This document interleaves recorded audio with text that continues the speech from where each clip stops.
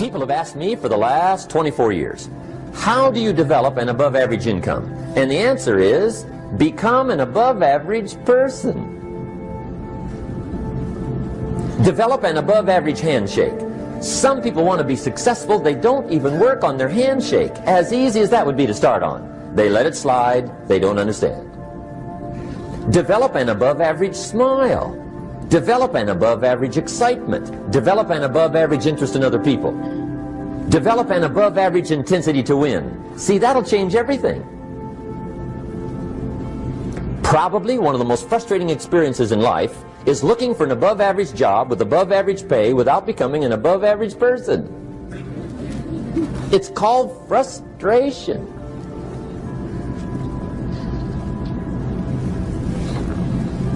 And Mr. Shoaff gave me probably the greatest clue he gave me when I first met him. He said, Jim, if you want to be wealthy and happy the rest of your life, just learn this lesson well. He said, learn to work harder on yourself than you do on your job.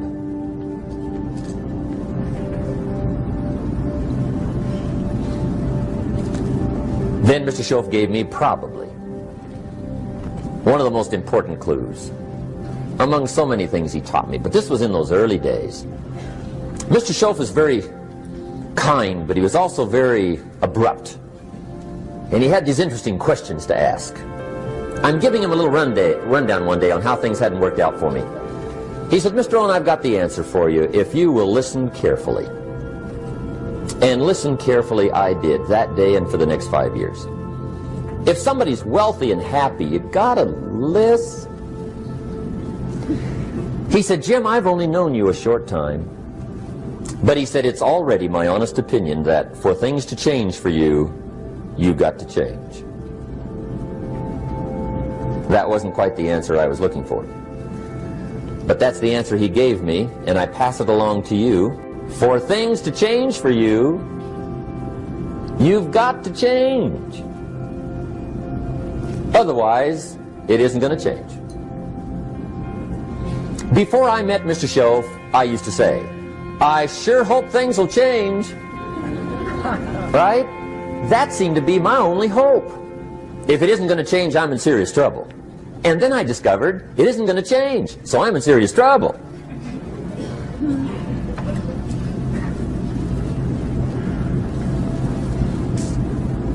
See, I can tell you what the 80s are going to be like. You have dropped into the right place. I did a seminar one time for Standard Oil executives and management in Honolulu. And we're having a conference one day on this big conference table. And one of them said to me, Mr. Rohn, you know some fairly important people halfway around the world. What do you think the 80s are going to be like? I said, gentlemen, I do know the right people. I can tell you. So they all listened very carefully. And I said, gentlemen, based on my wide experience, I can really honestly say to you, in my opinion, in the 80s, it's going to be about like it's always been. Aren't you glad you came? That's inside. I don't pass that around just everywhere. Now, of course, I said that to make a point, but I also said it because it's accurate. It's going to be about like it's always been. It isn't going to change. The tide comes in and then what? It goes out. For 6,500 years that we know of, recorded history, and probably long before that. So it is not going to change. It gets light and then what? It turns dark. 6,500 years. See, it's not likely to change. And we're not to be startled by that. If the sun goes down, the guy says, what's happened, what's happened? It means he hasn't been here long, I guess, right? It always goes down about this time. The guy says, well, I don't like that arrangement. Well, you got to talk to somebody besides me, right? It gets light, then it turns dark. In rotation, the next season after fall is what? Winter. Pray tell, how often does winter follow fall? Every year regularly for the last 6,500 that we know of. See, it is not going to change. Now, some winters are long, and some are short, and some are hard, and some are easy, but they always come right after falls. It isn't going to change. Sometimes you can figure it out, sometimes there's no way to figure it out. Sometimes it goes well, sometimes it gets in a knot. Sometimes it sails along, sometimes it gets in reverse. See, that's not going to change. The last 6,000 years reads like this: opportunity mixed with difficulty. That's how it reads. It isn't going to change. The man says, well, if it isn't going to change, how will my life ever change? Answer, when you change. And whether I'm talking to high school kids or business executives, my message is always the same. And it goes like this: the only way it gets better for you is when you get better.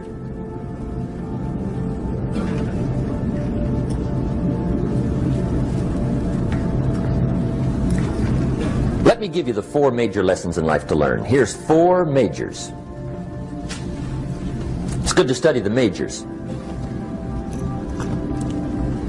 In our weekend seminar we teach. Some people don't do well because they major in minor things. You've got to be on the lookout. At the end of every week, end of every month, you've got to check, make sure you're not spending major time on minor things. We go through that whole series. Majors and minors. Now, let me give you 2 phrases before we get to the 4 majors. This will set it up and you'll see where I'm going. 2 key phrases for your notes. Here's the first one. Life and business is like the changing seasons. That's the first phrase. Life and business is like the changing seasons. One of the best ways to describe life, it's like the seasons. Frank Sinatra sings, life is like the seasons. Now here's the second phrase. Very important.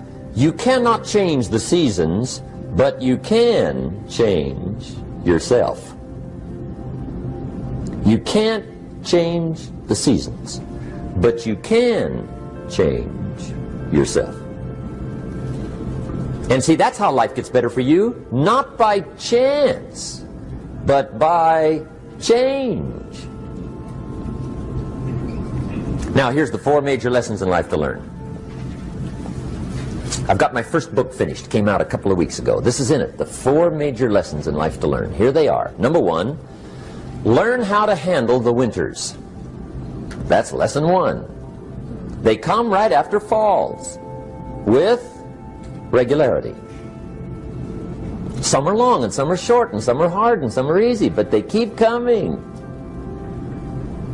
You must learn to handle the nights. They come right after days. You must learn to handle difficulty. It comes right after opportunity. You must learn to handle recessions. They always follow progressions. For the last 6,000. See, it isn't going to change. The lesson you must learn is how to handle it. And there's all kinds of winters, right? The winter when you can't figure it out. The winter when it all goes smash. The winter when it turns belly up. The winter when it won't work, when you've run out of money and you've got a broken heart. See, those are winter times. There's all kinds. Economic winters, social winters, personal winters. When your heart is smashed in 1,000 pieces and the nights are unusually long, your prayers seem to go no higher than your head. It's wintertime. Barbara Streisand sings, "It used to be so natural to talk about forever, but used to be's don't count anymore. They just lay on the floor till we sweep them away. You don't sing me love songs, and you don't say you need me, and you don't bring me flowers anymore." A song of winter. But see, the disappointments come. Those are normal. That's part of life. But the question is, how do you handle it? How do you handle the coming winters and the disappointments and the downtimes? Well, you can't get rid of January by tearing it off the calendar. But here's what you can do. You can get stronger, you can get wiser, and you can get better. The winters won't change, but you can. And that's how life changes for you. See, before I understood, when it was winter, I used to wish it was summer. I didn't understand. When it was hard, I used to wish it was easy. I didn't know. And then Mr. Schoaf gave me a part of his very unique philosophy when he said, "Don't wish it was easier, wish you were better." See, that triggered my whole life change. Don't wish for less problems, wish for more skills. Don't wish for less challenge, wish for more wisdom. That's the key. So that's lesson 1, learn how to handle the winters. Here's lesson 2, learn how to take advantage of the spring. That's the second one. Spring is called opportunity.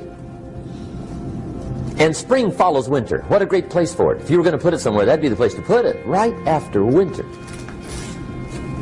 And pray tell, how often does spring follow winter? Every year with regularity, 6,000. You can almost count on it. See, opportunity always comes. Days follow nights. Isn't that terrific? Opportunity follows difficulty. But here's what you must learn to do. Underline these 2 words in that key phrase. Take advantage. Underline those 2. You must learn to take advantage of the spring. See, just because spring rolls around is no sign you're going to look good come fall. You gotta do something with it. In fact, you have to get good at one of 2 things in life. Planting in the spring or begging in the fall. Or get somebody to do it for you. See, those are about the only alternatives. Now here's what else you must do. Take advantage of the springs quickly, because there's only a few. Just a handful of springs have been handed to each of us. They don't come forever. Life is fairly brief. So you got to read every book you can get your hands on what to do with your springs while they're here. And take advantage, they soon run out. The Beatles wrote, "Life is so short." And for John Lennon, it was extra short. But life is brief. Elton John sings, "She lived her life like a candle in the wind." It's brief. So whatever you're going to do with your life, you got to get at it. Don't just let the springs pass. Here's the third major lesson in life to learn. Learn how to protect your crops all summer. You got to take care of what you start. Sure enough, as soon as you've planted your garden in the spring, the busy bugs and the noxious weeds are out to take it. And here's the next bit of truth. They will take it unless you prevent it. And that's the third major skill to learn. You've got to learn to prevent the intruder from taking all the good you start. It's one of the challenges. Here's 2 key phrases under number 3. First one.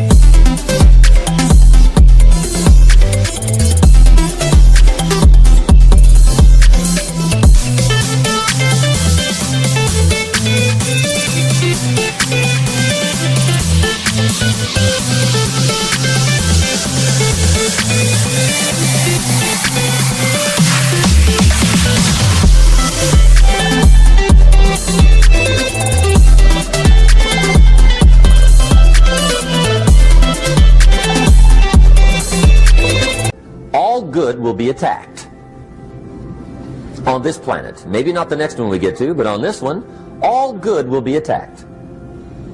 Every garden will be invaded. Not to think so is naive. And here's the second phrase. All values must be defended. Political values, social values, community values, family values, marriage values, friendship values, business values. Every garden must be tended all summer. Third major lesson. Now here's number 4. Fourth major lesson in life to learn. Learn how to reap in the fall without complaint. Learn to reap come harvest time without complaint. Take full responsibility for what happens to you. It's one of the highest forms of human maturity, accepting full responsibility. It's the day you know you've passed from childhood to adulthood, the day you accept full responsibility. And another note, learn to reap in the fall without apology. Without apology if you do well, and without complaint if you don't. That's maturity. I used to have that long list of reasons why I wasn't doing well. To explain. You got to explain, right? Otherwise you're going to look bad. I used to have this funny list called Reasons for Not Looking Good.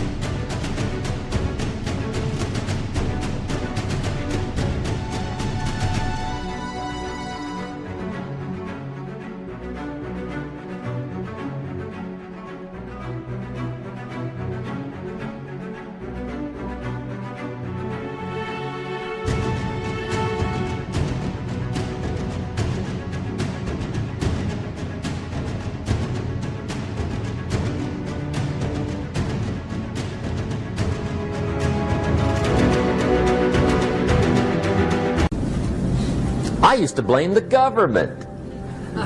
I mean, you can believe that or not. It was at the top of my list. I had a lecture second to none. The government. That was on my list. I used to blame taxes. Look what you got left after they take everything. And they expect you to do well.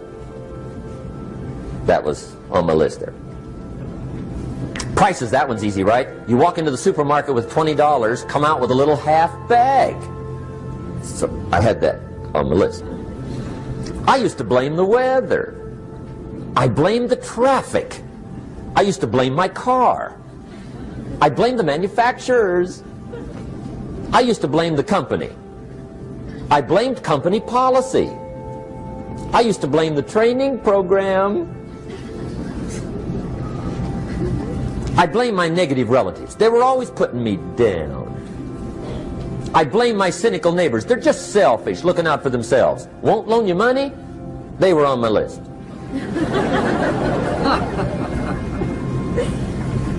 I used to blame the economy. I blamed the community. That's a pretty good list for not doing well, isn't it? I thought it was good. I'll never forget one day, Mr. Schoaf was very kind, but he was also very blunt. And this was no exception. And I'm glad he was blunt. There's a lot of things I'd have missed if he hadn't have been blunt. One day, with sort of a curious look on his face, he said, "Jim, just out of curiosity, tell me, how come you haven't done well up until now?" Excellent question. I thought, well, so I won't look too bad, I'll go through my list. And this list I just gave you, I put that on him. And he was very patient. He let me go through the whole thing, the government, the weather. I went through this whole thing. When I finished, he looked my list over very carefully. He said, "Mr. Rohn, big problem with your list. You ain't on it." How brilliant.